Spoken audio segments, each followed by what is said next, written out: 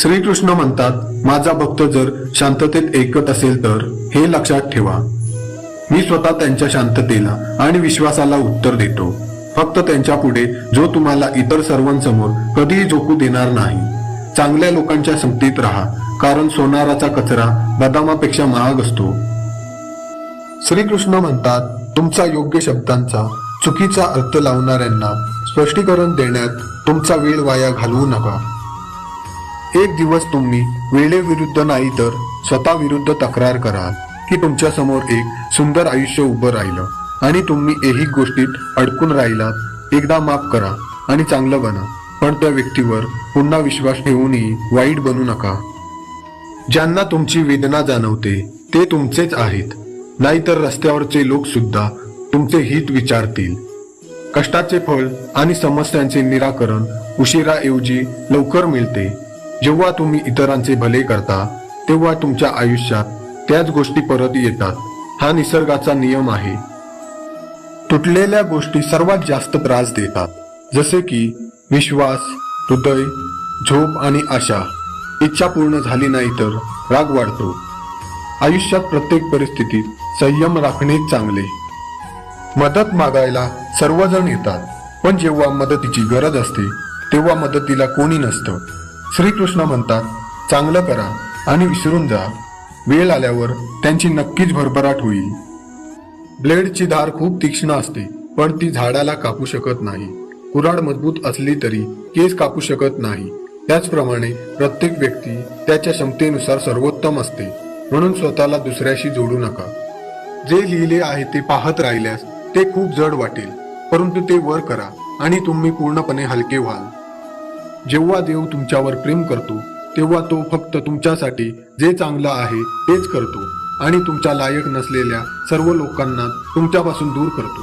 तुमच्या समस्या कोणालाही शेअर करू नका, कारण 80% लोक तुमच्या विरोधात आहेत. समस्यांची पर्वा करू नका आणि बाकीचे 20% लोकांना आनंद होईल की तुम्हाला या समस्या आहेत. श्रीकृष्ण म्हणतात की जर एखाद्याला तुमची किंमत समजत नसेल तर निराश होऊ नका, कारण आदेशाचा व्यापारी हिऱ्याचा न्याय करू शकत नाही. मृत्यू आणि स्मित ही 2 शक्तिशाली साधने आहेत. मौन हा अनेक समस्या सोडवण्याचा मार्ग आहे. हे टाळण्यासाठी कोणताही माणूस स्वतःला तसा बदलत नाही. आयुष्यात काही घटना अशा असतात ज्या माणसाला बदलायला भाग पाडतात. तुम्हाला फक्त एक आयुष्य मिळते हे पूर्णपणे चुकीचे आहे. तुम्हाला दररोज 2 मिळतात. श्रीकृष्ण म्हणतात, जे तुमच्याबद्दल वाईट गोष्टी बोलतात त्यांना अशा लहान गोष्टी करू द्या. फक्त लहान लोक हे करतात.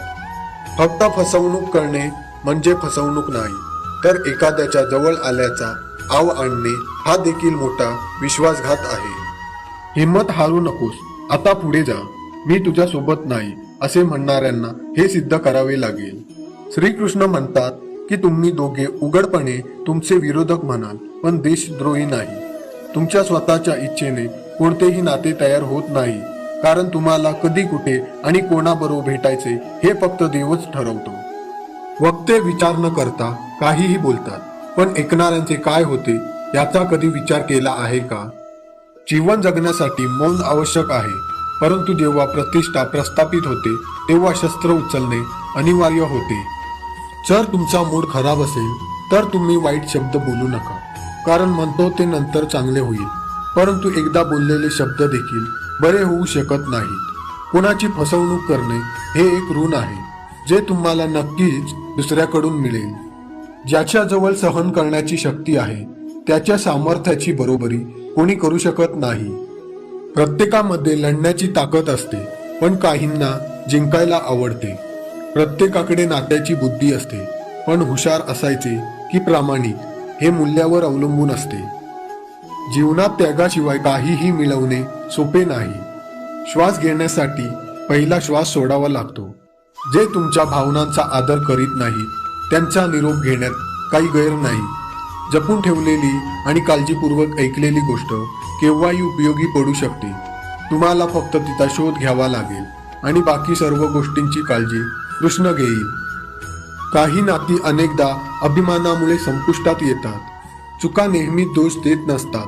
संशयावर इलाज नसतो आणि चारित्र्याचा पुरावा नसतो. बरं, कोणतेही साधन नाही आणि शब्दाचे पाणी नाही. प्रत्येक जवळच्या व्यक्तीला आपले रहस्य सांगू नका, कारण जे आज तुमच्या सोबत आहे ते देखील तुमच्या विरोधात असू शकतात. ज्याने आपल्या मनावर ताबा ठेवला त्याचे यश देव कधीच रोखू शकत नाही, जे मनापासून दिले जाऊ शकते. जे हाताने नाही, शब्दाने नाही, तर मौनाने बोलता येते. ज्या नात्याने कधी ना कधी साथ दिली ती नाती वेळेपेक्षा जास्त मोलाची असावी.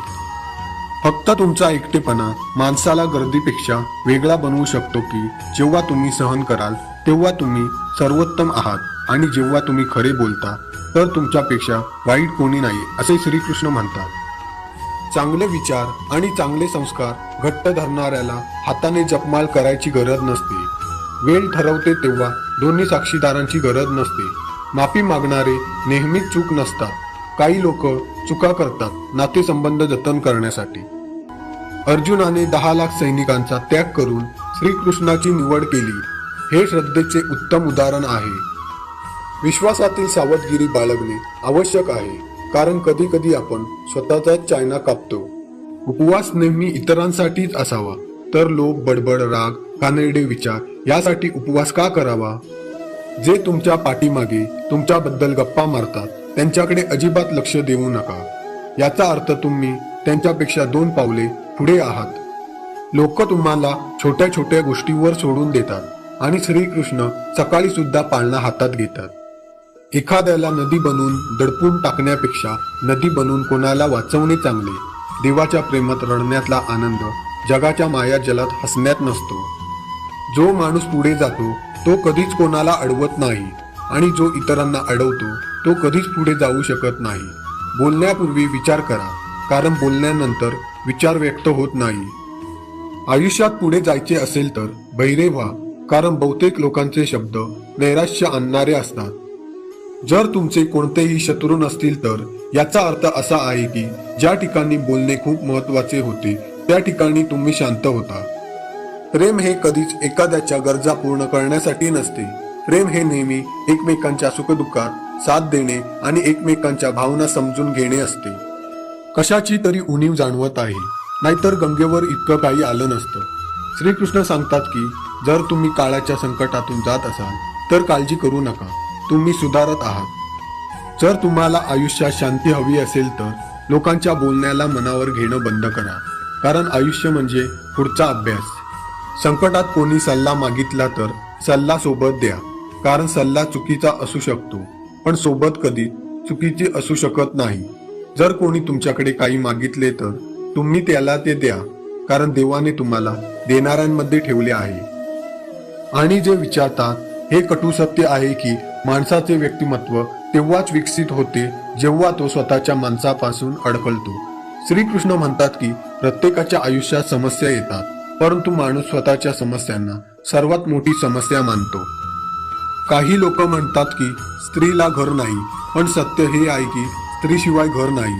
जर योग्य दिशा आणि योग्य वेळ माहीत नसेल तर उगवता सूर्य मावळताना दिसतो.